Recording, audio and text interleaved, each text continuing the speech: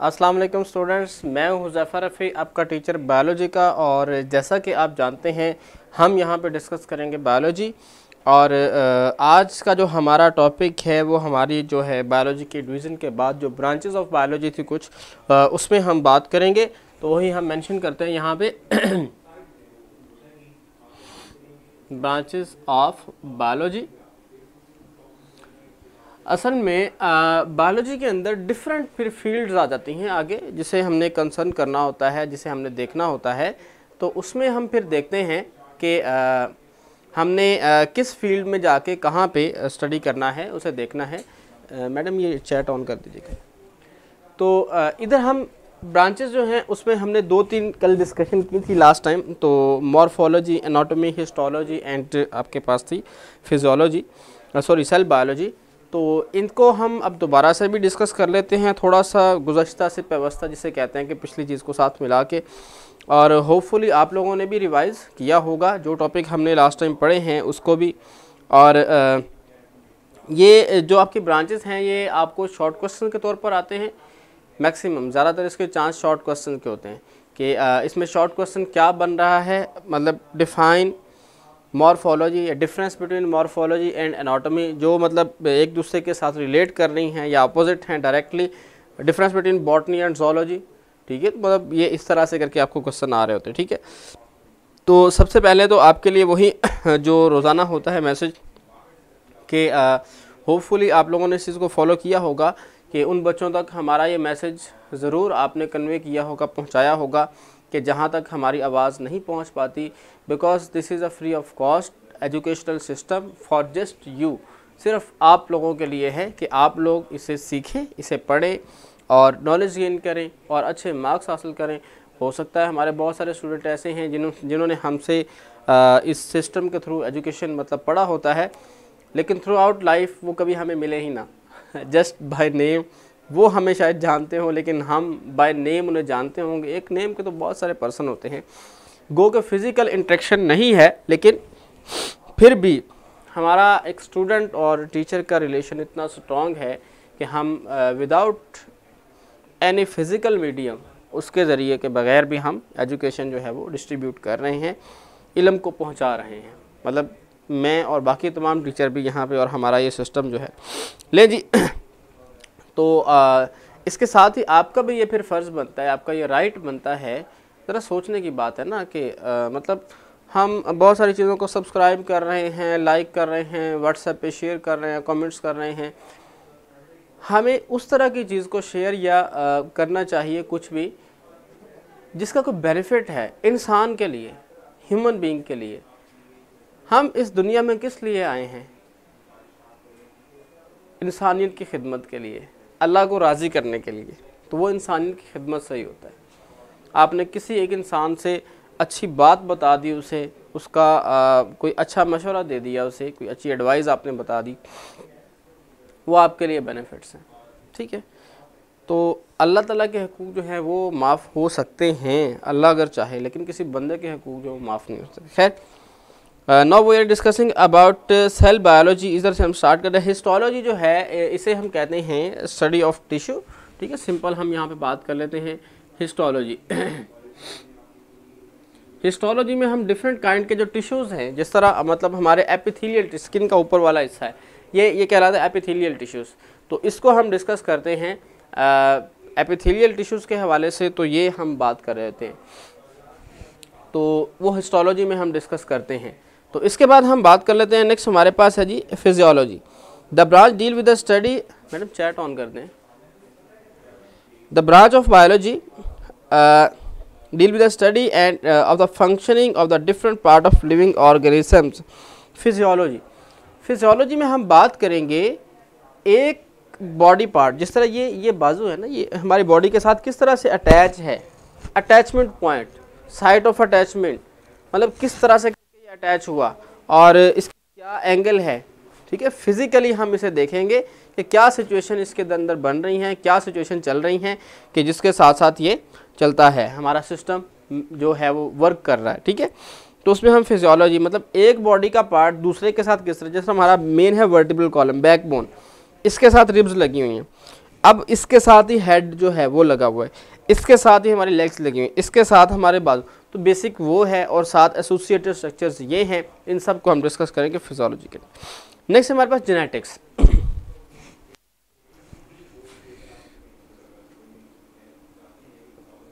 Genetics is a very important branch of biology. इसके अंदर बहुत इंपॉर्टेंट और बहुत ज़्यादा चीज़ें हैं, और आजकल अगर देखा जाए तो जेनेटिक्स के ऊपर बहुत काम हो रहा है। मतलब ह्यूमन बीइंग के अलावा, ह्यूमन बीइंग पे भी हो रहा है। हम अपनी डिजीज़ को जो है वो डिस्कवर कर रहे हैं और उसकी जो है वो ट्रीटमेंट हम देख रहे होते हैं। मैम चैट ऑन कर दें। तो इसके साथ साथ अब हम जो जेनेटिक्स की अगर हम बात करें ज़रा डिटेल में, तो हमने प्लांट की ऐसी स्पीशीज़ बनाई हैं, एनिमल्स किस तरह की स्पीशीज़ बनाई हैं कि जो डिजीज़ रेजिस्टेंट हैं, मतलब उन्हें बीमारी नहीं होती। दूसरा, उनकी फूड प्रोडक्शन ज़्यादा है। फॉर एग्जांपल मैं आपको एक सिंपल जेनेटिक्स की एग्जांपल दे। आप आजकल हम यूज़ करते हैं जो चिकन है वो ब्रायलर होता है, ठीक है। अब एक नॉर्मल हैन, एक नॉर्मल चिकन जो है, उसके डेवलपमेंटल एज जो टाइम पीरियड है वो कम से कम 6 महीने से लेकर साल तक है, कम से कम भी। इससे पहले वो डेवलप नहीं हो सकता, मतलब कंप्लीट। तो हमारे यहाँ जो ये ब्रायलर मुर्गियाँ हैं, ठीक है, चिकन की फॉर्म में हम प्रोटीन यूज़ करते हैं। The development time of this type of chicken is only on 30 to 40 days, मतलब 1 महीना 10 दिन, 1 महीना 15 दिन। अब आप देखें उनकी ग्रोथ इतनी हो जाती है कि उसमें 2, 3, 4 किलो तक चिकन जो है वो अवेलेबल हो जाता है। तो हमने बेसिकली क्या किया है, जेनेटिक्स में जाके उनके जीन के अंदर ये चीज़ ऐड की है कि मैक्सिमम ग्रोथ करना है, मैक्सिमम ग्रोथ करना है। तो वो ग्रोथ मैक्सिमम, डाइट कम है ग्रोथ में। अब ये 40 दिन के बाद भी इसकी ग्रोथ होती है, लेकिन ग्रोथ कम हो जाती है, डाइट ज़्यादा हो जाती है, तो इकोनॉमिकली बेनिफिट नहीं होते। आगे हम डिस्कस करेंगे बायो इकोनॉमिक्स वगैरह, उसके अंदर भी हम इसकी बात करेंगे। इसके बाद हम बात करेंगे एम्ब्रियोलॉजी। एम्ब्रियोलॉजी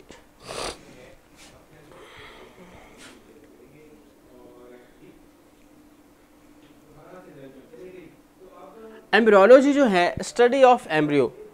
अब एम्ब्रियो क्या होता है जी? The developing stage of zygote is known as embryo. What is zygote? आप कहेंगे सर क्या क्वेश्चन पे क्वेश्चन किए जा रहे हैं। असल में जाइगोट क्या होता है? सबसे पहले आपको ये, आपने एक एग देखा है, हेन्स एग, मुर्गी का अंडा देखा है आपने। This is not egg, this is a zygote. इससे डेवलपमेंट होके एक नया चिक बनेगा, नया चूजा बनेगा, ठीक है। तो अब ये जो डेवलपमेंट प्रोसीजर है, जब एग डेवलप होना शुरू हो जाएगा, एग बेसिकली वो एग नहीं है, हम उसे एग कहते हैं, वो एग नहीं है साइंटिफिकली, वो जाइगोट है। जब उसकी डेवलपमेंट के बाद चिक बनना शुरू होगा, इंडिविजुअल बनने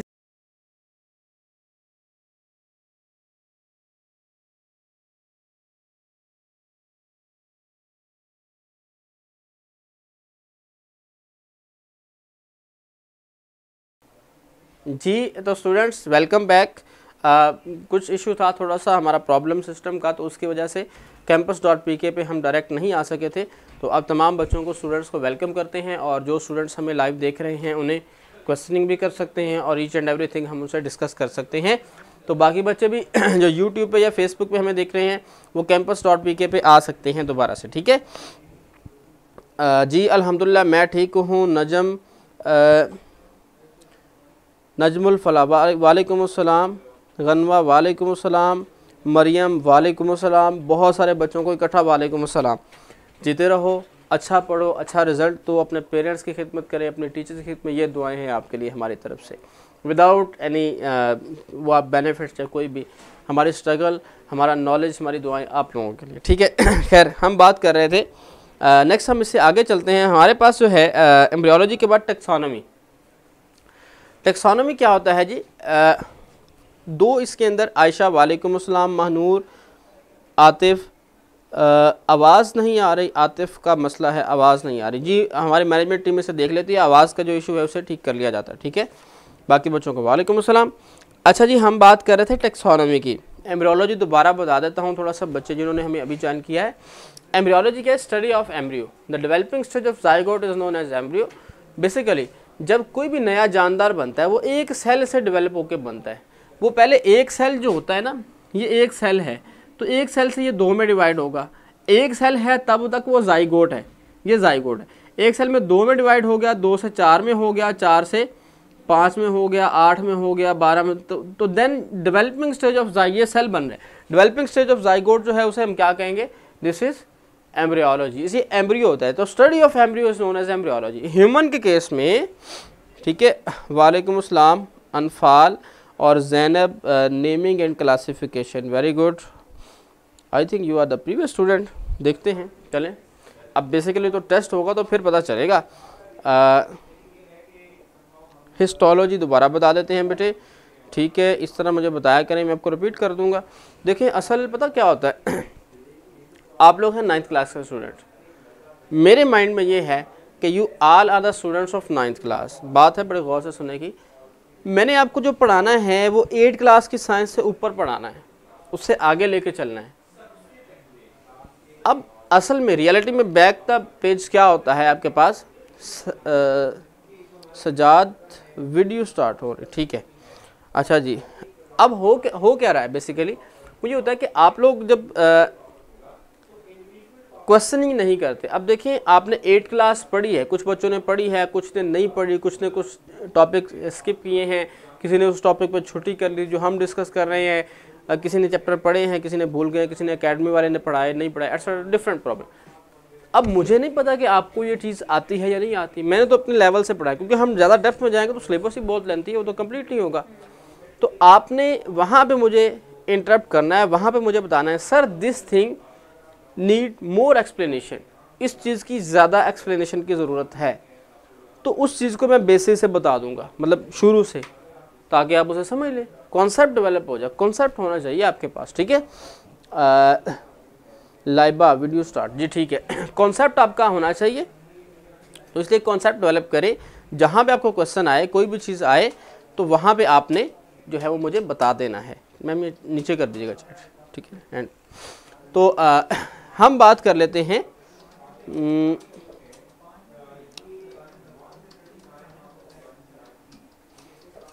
ठीक है, स्कूल में जैनब ने चैप्टर रीड किया था, वेरी गुड, मतलब जो पढ़ा है वो याद है आपको, हैं, अच्छी बात है। अच्छा जी, हम बात दोबारा से कर लेते हैं, कुछ स्टूडेंट जिनको अभी टैक्सोनॉमी का नहीं पता अच्छे से, उन्हें हम बता देते हैं दोबारा से। टैक्सोनॉमी जो है इसमें हम क्या करते हैं जी, discuss the classification of different organism according to their similarities and differences among themselves. Similarities और डिफरेंस के बेस पे हम उनकी क्लासिफिकेशन कर लेते हैं। इस ब्रांच को हम क्या कहते हैं, नेमिंग ऑफ क्लासिफिकेशन, इसे हम कहते हैं टैक्सोनॉमी। इसके साथ इसकी एक सिस्टर ब्रांच और भी होती है जिसे हम कहते हैं सिस्टमैटिक्स, ठीक है, तो उसकी हम अलग से बात करेंगे चैप्टर 3 में। उसके बाद है जी पैलियोंटोलॉजी।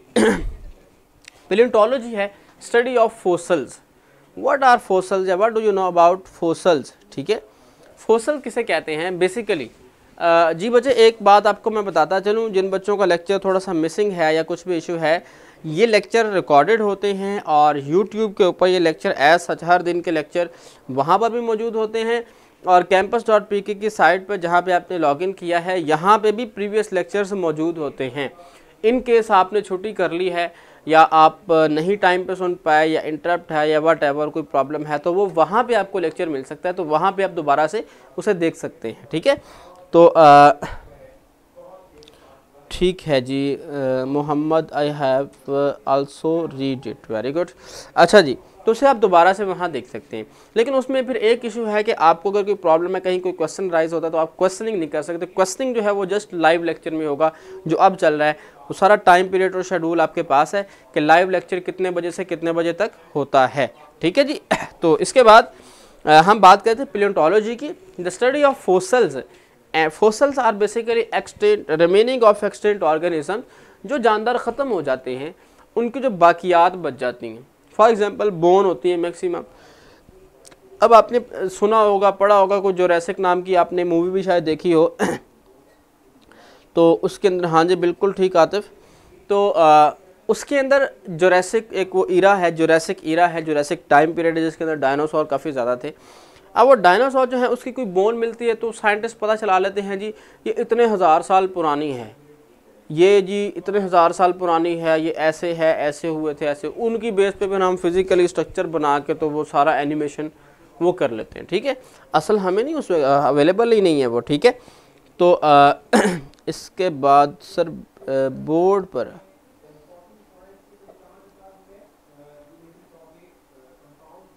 जी नवाब, आपका क्वेश्चन है कि बोर्ड पे, बेटा बोर्ड पे अभी लिखने वाली कोई एग्जैक्ट थिंग नहीं है, डेफिनेशन है वो आपने ऐसा याद करनी है, जहाँ पे कोई ज़रूरत होती है बोर्ड पे बड़ा काम करना है मैंने, डायग्राम्स और बहुत सारी चीज़ें आएंगी, तो वो आप नॉट वरी, परेशान ना हो, यू आर न्यू स्टूडेंट्स, तो मतलब जहाँ पे ज़रूरत है वहाँ पे बताने वाला डाटा इतना कि बोर्ड पर लिखने लग जाए तो बहुत कम लिखा जाएगा ना, तो इसलिए कोशिश है कि जहाँ पे कोई ज़रूरी है वो मैं साथ साथ लिख रहा हूँ, आपको बता रहा हूँ डायग्राम्स। अब पैलियोंटोलॉजी में स्टडी ऑफ फोसल्स, जो डेफिनेशंस आपने याद करनी है वो बुक की वर्डिंग ही याद करनी है, क्योंकि this is a text book, ये टेक्स्ट बुक है और यही आपको जो है वो अलाउ होगी, इसी में आपने पेपर देने हैं। देखें बाकी होती हैं हेल्पिंग बुक्स, उन्हें अपने हेल्प या असिस्टेंस के लिए लाजमी तौर पर रखना है, मतलब कहीं से समझ नहीं आ रही है, किसी क्वेश्चन का आंसर नहीं मिल रहा तो आप हेल्पिंग बुक यूज़ कर सकते हैं, लेकिन मेन आपकी टेक्स्ट बुक ही है, तो वो मैं टेक्स्ट बुक वाला यहाँ लिखूँगा, तो वो वहीं पे भी लिखा हुआ है तो वो आप कर सकते हैं। जहाँ पे कोई इशू है, कोई वर्ड एक्सप्लेनेशन नीड कर रहा है, किसी वर्ड को एक्सप्लेन करना है, ज़्यादा बताना है, तो वो मैं ज़रूर आपके कहे बगैर ही। अच्छा जी, हमारे पास है जी palaeontology, study of fossils which are the remain of extinct organism, जिस तरह उनकी बोन्स बच जाती हैं उनको स्टडी करना कि कितने साल पुराना है, इसका स्ट्रक्चर क्या है, इसकी मेटाबॉलिज्म किस तरह की है, ये फिजिकल अपीयरेंस किस तरह की रखता है, ये सब चीज़ें जो डिस्कस करना जो है वो पैलियोंटोलॉजी के अंडर होगा। ठीक है जी। Environmental biology, this is a very interesting subject, very interesting branch of biology. Environmental biology के अंदर हम डिस्कस करते हैं कि लिविंग ऑर्गेनिज्म हमारा और हमारी एयर का, एनवायरनमेंट का क्या रिलेशन है। इसमें दो तरह की चीज़ें होती है, biotic factor and abiotic factor. Biotic factors living को कहते हैं, ए बायोटिक नॉन लिविंग को कहते हैं। ठीक है, मतलब फॉर एग्जांपल इस हवा में बैक्टीरिया भी हैं, वायरसेस भी हैं, फंजाई के स्पोर्स भी हैं, डस्ट पार्टिकल्स भी हैं, बहुत कुछ है। इसके साथ साथ इसमें ऑक्सीजन है, वाटर वेपर्स है, ये नॉन लिविंग है, ए बायोटिक फैक्टर। ये तमाम फैक्टर्स हवा के अंदर मौजूद हैं। हाँ जी sir, how many branches should be written in the long question. बेटा लॉन्ग क्वेश्चन आपको अकॉर्डिंग टू नंबर, मतलब अगर आपको 5 नंबर का आया क्वेश्चन तो आप कम से कम 6-7 लिख दें, लिखनी 5 ही है, लेकिन वो होता यह है कि समटाइम किसी में अगर मिस्टेक आ गई तो वो जो सही लिखी है वो कंसीडर हो जाती है। अगर आप 4 ही या 5 ही लिखेंगे तो उसमें मिस्टेक आ गई तो नंबर कटेगा, तो मतलब कम से कम आपको 7 तो एग्जैक्ट याद होनी चाहिए ना। ये अलग से शॉर्ट क्वेश्चन वैसे ज़्यादा आता है, अगर लॉन्ग आ जाए तो आपको वही शॉर्ट हेडिंग के साथ आप एक एक डेफिनेशन लिखते जाएंगे। ठीक है जी बेटे, पढ़ा ही रहा हूँ बिल्कुल। सर फिजियोलॉजी, ठीक है, फिजियोलॉजी बेटे लास्ट में हम रिपीट कर लेते हैं, अभी ये 3-4 रह गई हैं हमारी, उसके बाद लास्ट में आप मुझे दोबारा याद करवा देना आतिफ, फिजियोलॉजी दोबारा रिपीट कर लेंगे। ले जी, हमारे पास है environmental biology, study of interaction between organism and their environment, जानदार का और उसके माहौल का क्या ताल्लुक है।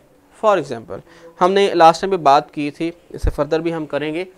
एक डेजर्ट है, सहरा है, जहाँ पे मतलब रेत होती है, खुश्की है, वहाँ पे कोई और चीज़, तो वहाँ का इन्वायरमेंटल कंडीशन को हम फोसल्स नहीं बेटा, जो देखिए जो रिमेनिंग है, जो चीज़ बच गई है वो फोसल कहलाएगी, जो बची नहीं है ना। देखें सिंपल, आपकी ह्यूमन बॉडी है ना, विद इन 3 to 5 डेज ये ख़त्म होना शुरू हो जाती है, बिल्कुल गल सड़ जाती है, ये तो ख़त्म हो गई, ये फोसल नहीं है।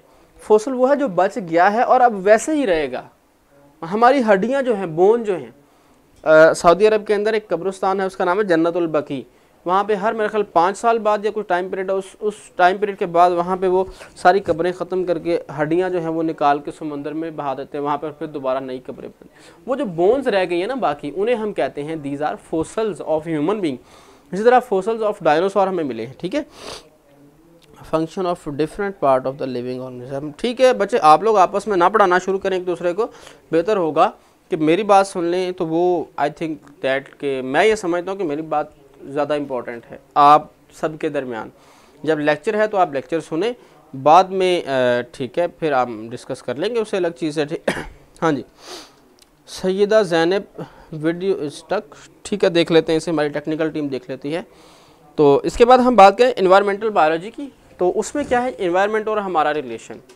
हम इन्वायरमेंट से ऑक्सीजन ले रहे हैं, कार्बन डाइऑक्साइड दे रहे हैं, वाटर वेपर्स दे रहे हैं, और मतलब जो कुछ इन्वायरमेंट, हमारी सारी फूड, सब शेल्टर हम इन्वायरमेंट से ही लेते हैं। ठीक है, इसके बाद हम बात करते हैं सोशियो बायोलॉजी, सोशियो या सोशल बायोलॉजी।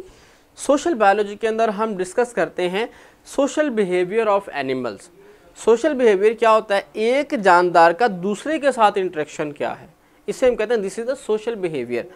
अब सोशल एनिमल इस दुनिया के अंदर ना चंद एक हैं, बहुत ज़्यादा नहीं है। फर्स्ट नंबर पर ह्यूमन बीइंग है, इंसान है, आपस में बड़े मिलजुल के रहते हैं, without the other person life is impossible, ठीक है। सेकेंड नंबर पे आपके पास हनी बी, शहद की मक्खियाँ आती हैं, these are also considered as social animal. एक सिस्टम होता है उनका, और किसी शहद के मक्खी जो है हनी बी कॉम्स के अंदर, उसके छत्ते के अंदर कोई दूसरे छत्ते की मक्खी नहीं आ सकती। हालांकि हज़ारों मक्खियाँ होती हैं, लेकिन फिर भी उनकी आइडेंटिफिकेशन है हर एक की अलग, कोई नहीं आ सकती। तीसरे नंबर पे आपके पास जो है इंसेक्ट्स होते हैं, जिस तरह आपके पास छोटी चींटियाँ होती हैं, इंसेक्ट्स, ठीक है, ये भी कंसिडर किया जाता है सोशल एनिमल है, इकट्ठे मिलजुल के रहते हैं। तो इनके बारे में, इनका सोशल बिहेवियर और इनका लोकोमोशन, इनकी फूड और each and everything discuss under this branch, मतलब सोशल बायोलॉजी के। Next with this parasitology, the branch of biology which deal with the study of parasite. Parasite क्या है? Parasite are basically those type of organism, mostly in case micro organism, which are feed on others and in return they can develop harmful effect on the specific organism। इस तरह के Maryam Asif sir fossils plant वाला नहीं है बेटा, fossils plant के भी होते हैं, फोसल्स एनिमल्स के भी होते हैं। प्लांट की कुछ लकड़ी बच जाती है, वो फोसल कहलाती है। अब जो कोयला होता है, जैसे पत्थर का कोयला कहते हैं, वो फोसल है, वो प्लांट की लकड़ी का बना होता है, उससे हम एज डिटर्मिनेशन कर सकते हैं उसकी, ठीक है। कार्बन डेटिंग भी एक फिनोमेना है, रेडियो एक्टिव आइसोटोप डेटिंग है, कार्बन डेटिंग आपका सेकंड चैप्टर के अंदर केमिस्ट्री में लास्ट टॉपिक है, archaeological and geological use of isotope, ठीक है, तो वो उसमें भी हम डिस्कस कर सकते हैं।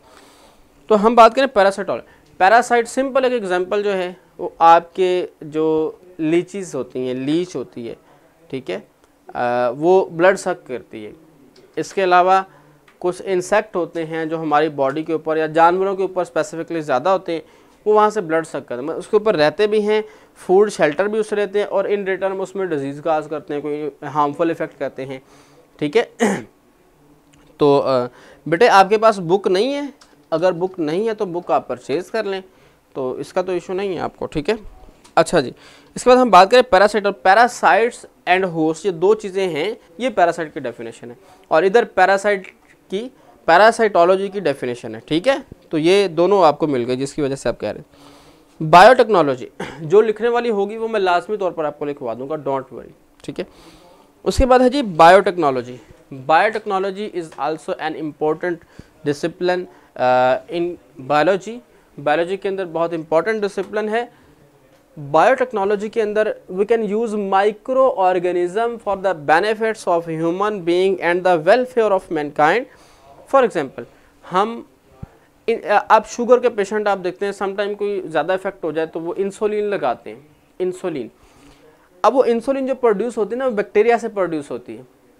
वो बैक्टीरिया क्या है, माइक्रो ऑर्गेनिज्म है, use for the welfare of human being, इंसान के फायदे के लिए इस्तेमाल हो रहे हैं। This bacteria are used in the formation of yogurt, curd जो आपका दही बनता है उसको बनाने में इस्तेमाल होते हैं। यीस्ट जो है फंजाई, वो इस्तेमाल होती है आपकी बेकरी आइटम्स के अंदर, जितने आपके बिस्किट, ब्रेड और पिज़्ज़ा और इस तरह जितनी भी चीज़ें जिसमें फर्मेंटेशन होता है उसके अंदर माइक्रो ऑर्गेनिज्म इस्तेमाल होते हैं। तो इनका हम बहुत ज़्यादा इस्तेमाल कर रहे हैं। इवन के बहुत सारी मेडिसन, हार्मोन्स, एंजाइम,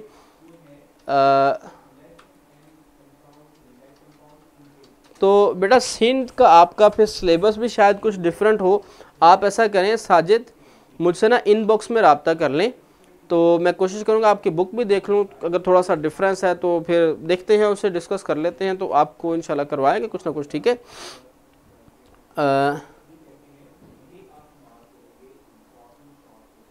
ठीक है, पैरासाइट का दोबारा लास्ट में हम रिपीट कर लेते हैं। तो बायोटेक्नोलॉजी के बाद हमारे पास आता है जी immunology. Immunology is a study of immune system of human being. Human का, इंसान का इम्यून सिस्टम जो हम स्टडी करते हैं उसे हम बोलते हैं इम्यूनोलॉजी। इम्यून सिस्टम क्या होता है जी? हमारा डिफेंस सिस्टम। देखिए हर सांस के साथ ना हम तकरीबन 200 माइक्रो ऑर्गेनिज्म इनहेल कर जाते हैं। उनको हमारे लंग्स के अंदर जो हमारे लंग्स हैं जो हवा को लेते हैं और ऑक्सीजन और कार्बन डाइऑक्साइड की फिल्ट्रेशन और ट्रांसपोर्टेशन करते हैं, वो जो है इन उसके अंदर यहाँ पे उनकी डेथ होती है, उन्हें ख़त्म किया जाता है। वो ख़त्म कौन करता है? हमारे ब्लड के अंदर वाइट ब्लड सेल्स होते हैं, WBCs। White blood cells are specific cells जो है हाँ जी नवाब, आप लोगों को इसलिए इशू आ रहा है, ठीक है, आप भी मुझसे ना इनबॉक्स में रब्ता कर लें, क्योंकि यहाँ पे हम डिस्कशन करेंगे वो लेंथी डिस्कशन हो जाएगी, तो वो फिर हमारा सिलेबस का पार्ट भी रह जाता है। तो इसलिए मैक्सिमम हमारी कोशिश है आपको फैसिलिटेट करें हर तरह से, ठीक है। तो जहाँ तक हो सका मतलब मैं बुक देखूँगा आपको कि क्या है किस तरह है, तो वहाँ तक आपको पॉसिबिलिटी जो है वो कर देंगे इंशाल्लाह, ठीक है। या आपको कोई लिंक इस तरह का सेंड कर दूँगा कि आप जो है ये वाली बुक जो है वो ये आप डाउनलोड कर सकते हैं मोबाइल पे, ठीक है। तो फिर आप इसके अकॉर्डिंग साथ साथ चलते जाएंगे, या कोई इस तरह का प्रोसीजर आपको बता दूंगा, पहले आपकी बुक को देख के, ठीक है। तो इसके बाद हमारे पास जो है वो है biotechnology immunology, study of immune system and relation of immune system. Mean that हमारे पास एंटीबॉडीज़ होती हैं, जो कोई भी आने वाला जानदार है ना उसके गिर्द, जिस तरह पाकिस्तान की आर्मी है ना, आर्मी क्या करते हैं, कोई भी आए उसके अगेंस्ट खड़ी हो जाती है, डिफेंस करती है, ठीक है।